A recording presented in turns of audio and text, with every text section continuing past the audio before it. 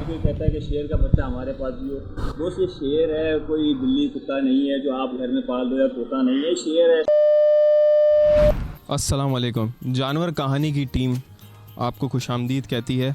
आज हम एक ऐसी जगह पे पहुंचे हैं जो किसी तारुफ की मोहताज नहीं है।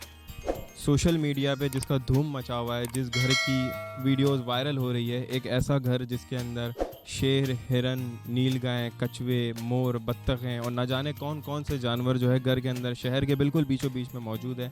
जी हाँ, हम पराचा हाउस में हम पहुंच चुके हैं। आप देख सकते हैं घर के बाहर ही, जब आप इस घर के बाहर पहुंचेंगे, घर के बाहर ही माशाल्लाह हिरन, नीलगाय आपके इस्तकबाल के लिए मौजूद है। इस घर के अंदर चलते हैं, देखते हैं कि यहाँ पे क्या क्या है। इनके मालिक अलीम पराचा साहब से मिलते हैं और कोशिश करते हैं कि उनसे हम बहुत सारी मालूमात ले सकें। आ जाए अलीम साहब, आपके पास कुल कितने मालियत के जानवर हैं, कौन कौन से जानवर हैं, और आपकी लास्ट वीडियो जो माशाल्लाह इतनी वायरल हुई, तो ये आपको ये शौक़ कब से है और किस तरह से ही शुरू हुआ? दोस्त, शौक़ तो ये मेरा बचपन से ही है और ख़ैर शौक़ के अंदर मालियत नहीं काउंट की जाती कि कितने मालियत है। अल्हम्दुलिल्लाह करोड़ों के समझ लो आप, करोड़ों के हिसाब किताब में लगा लो है अल्हम्दुलिल्लाह।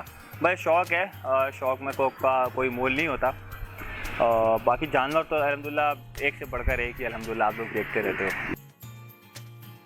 फिल्म स्टार्स और ड्रामा स्टार्स के साथ घूमने फिरने वाला एक बर्गर बॉय आज इतना बड़ा इम्पोर्टर और एनिमल्स का डिस्ट्रीब्यूटर कैसे बना? दोस्त, इधर कराची में चीटिंग बढ़ी है यार। लोग क्या नाम है, 1 रुपये की चीज़ को 4 रुपये की करके बेचते हैं। पहले मैं यहाँ से लोकल पाकिस्तान में जानवर ख़रीदता था, तो ना ये लाइन कब है इधर, ये समझ लो आप एक 10 लाख 12 लाख रुपए का इसकी मार्केट वैल्यू थी। फिर मैंने जब इंपोर्ट करना का शुरू किया, मैंने बाहर जब मैं घूमने गया, साउथ अफ्रीका गया, आगे यूरोप साइड गया, तो मैंने वहाँ रेट पता किए, तो वहाँ बहुत सस्ता था। उसके बाद मैंने शिपिंग कॉस्ट वगैरह पता किया, जो ड्यूटीज़ पता करी। उसके बाद मैंने अपनी जब शिपमेंट मंगाई तो मुझे यही शेयर 4.5 लाख के पड़ने लगे। तो मैंने कहा सही है। तो अब क्या नाम है, फिर मैंने मार्केट में कुछ सेल भी करना शुरू किया आहिस्ता आहिस्ता, क्योंकि इतने सारे एक शेयर अपने पास तो नहीं रख सकता। तो इस तरह आहिस्ता आहिस्ता फील्ड बनती गई, तो शुरू हो गया। इतने सारे आपके जानवरों में जो ख़ास एक परिंदा है जो जिसकी जो शक्ल है कमोबेश डायनासोर की तरह दिख रही है, और इसके अंडे भी बड़े अजीबो गरीब है, ये कौन सा परिंदा है और इसके अंडे क्यों इस तरह के हैं? दोस्त, ये बेसिकली ईमो है। ये ऑस्ट्रिच की फैमिली से बिलोंग करती है। ठीक है, ऑस्ट्रिच की फैमिली में 3-4 किस्म की स्पीशीज़ आती हैं। एक ईमो आ गया, ऑस्ट्रिच हो गया, एक रिया होता है वाइट कलर का, बिल्कुल इसी यही शेप का होता है, वाइट कलर का होता है रिया, वो होता है। और एक होता है कौसावारी, वो सबसे महंगी स्पीशीज़ होती है अल्हम्दुलिल्लाह, वो भी मेरे पास है। और इसके अंडे काले जो हैं, ये तो खैर इसकी स्पीस ऐसी है इसके, और के इसके अंडे काले हैं। जो कौसावारी है उसके अंडे बिल्कुल वाटरमेलन शेप के होते हैं और वाटरमेलन कलर के भी होते हैं, उसके भी कलर के अंडे होते हैं। अच्छा, इंक्यूबेटर में जो अंडे रखे हुए हैं, किसी के ऊपर लिखा हुआ है दिन, किसी के ऊपर रात, कुछ तारीखें लिखी, तो इसका कोई मकसद है इसके पीछे जो आप अंडे ये इस तरीके से इंक्यूबेटर में रखते हैं? माशाल्लाह। मुर्गी के नीचे जब अंडा होता है, आप कभी देखोगे तो मुर्गी अंडे को ट्विस्ट करती है दिन में 2-3 दफ़ा। तो इसी तरह अंडे को हम दिन में 2 दफ़ा ट्विस्ट करते हैं। दिन के वक्त दिन करते हैं और रात के वक्त उसको घुमा के रात कर देते हैं कि हीट दोनों तरफ लगे। अगर इंक्यूबेटर के अंदर हीट एक ही तरफ अंडे पे लगेगी तो अंडा क्या नाम है ड्राई हो जाएगा, मतलब बच्चा जल जाएगा या मर जाएगा। अच्छा, ये बाहर आपके बिल्कुल घर के बाहर आपने ये हिरन, नीलगाय और एक दूसरी तरह का एक जानवर है जिसके सींग बड़े घुमावदार है, ये बड़ा अट्रैक्टिव एनिमल है, ये कौन सा है? और ये कहीं देखने को इतने आसानी से नहीं मिलता इस तरह का एनिमल, तो ये कौन सा है? ये बेसिकली ये माउंटेन शीप है, वाइल्ड माउंटेन शीप, जो आप समझ लो पंजाब के पहाड़ों में होता है और बलूचिस्तान के पहाड़ों में होता है, और बाकी दुनिया के जो पहाड़ों में दुम्बे होते हैं वो माउंटेन शीप होते हैं। तो ये वो स्पीसीज़ है।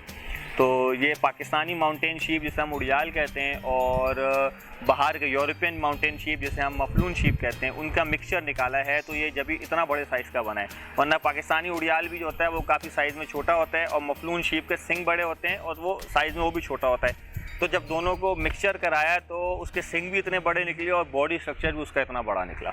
माशाल्लाह से घोड़े भी मैंने देखा आपके घर में, बड़े प्यारे से छोटी नस्ल के कोई ये घोड़े हैं, तो ये कौन से घोड़े हैं, ये कहाँ से आए हैं? यहाँ पे क्या इस तरह के जो जानवर अगर बाहर से आए तो क्या यहाँ पे सरवाइव कर जाते हैं?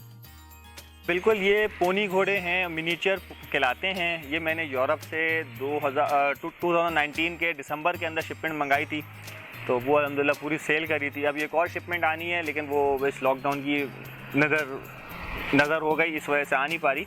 और अल्हम्दुलिल्लाह ये पाकिस्तान में आके इनकी ब्रीड भी आ गई है, इनके बच्चे भी आ गए हैं और ये सर्वाइव भी कर रहे हैं। और ये मैं पहला बंदा नहीं जो मैंने शिपमेंट मंगाई, मेरे से पहले जो रह चुके हैं लोग वो भी इस ब्रीड के ऊपर काम कर चुके हैं, वो भी ये ब्रीड मंगा चुके हैं जब भी ये ब्रीड पाकिस्तान में पहले से है तकरीबन।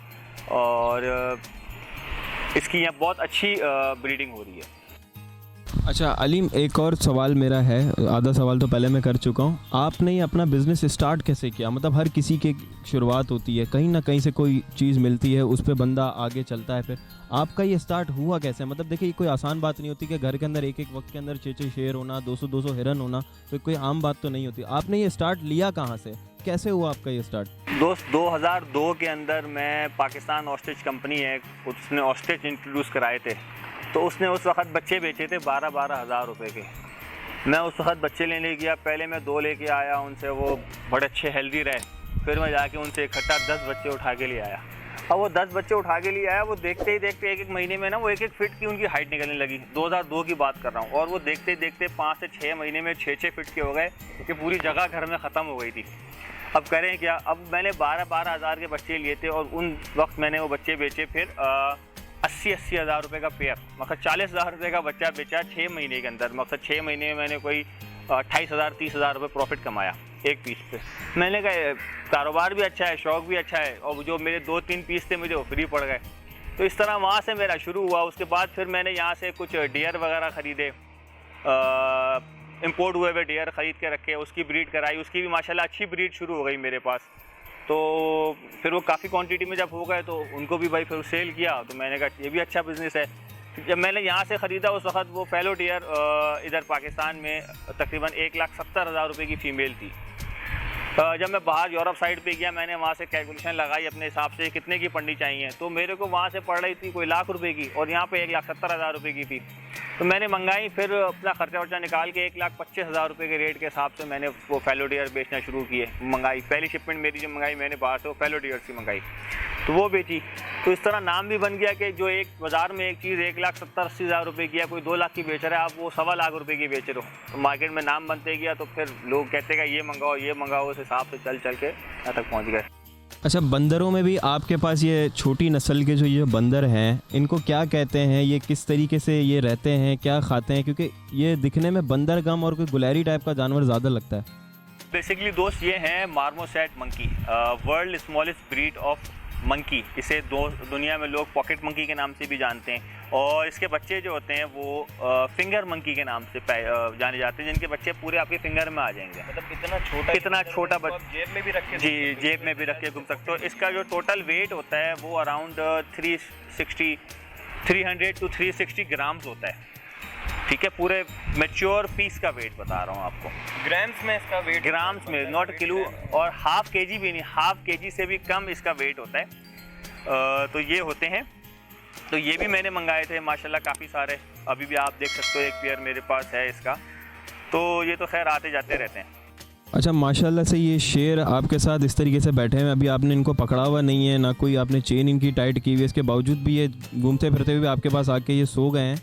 तो व्यूवर्स आप लोग भी देख रहे हैं, तो ये किस तरीके से आपके साथ मानूस हुए? क्या ये भी बाहर से आए हैं या आपके अपने फार्म की ब्रीड है, या किस तरीके से आपने इनको टेम किया कि इतने माशाल्लाह, जैसे एक घर के अंदर एक हम कैट पालते हैं या कोई एनिमल पालते हैं, उसी तरीके से ये टेम हुए हैं? तो उसकी रीज़न क्या है, इस तरीके से कैसे पाला जा सकता है ये? दोस्त क्या नाम है, ये बच्चे लेके आए थे हम 15 दिन के। हमारे फार्म में बच्चे दिए थे 6 बच्चे, तो बाकी बच्चे दोस्तों यारों ने मांग लिए थे, तो किसी ने तो उनको दे दिए थे। तो 2 बच्चे अपने घर पे ले आया था पालने के लिए। तो इनको जब ये छोटे थे बिल्कुल 15 दिन के, जब से फीडर से लेके पाल रहा हूँ, तो गोद में ही सोते थे, घर में ही घूमते थे। अब थोड़े बड़े हो गए तो घर वाले थोड़ा सा इनसे डरते हैं, जो लेडीज़ वगैरह हैं, तो बिल्ली से भी डरती हैं, तो ये खैर शेर है, तो इनको अब घर के बाहर रखा है। तो लेकिन अभी भी सोता ये मेरे साथ ही, अगर मैं नहीं बैठूंगा तो ये घूमते रहता है, चीखते रहता है, मैं आऊँगा तो इसे सुलाऊंगा तो ये सोता है।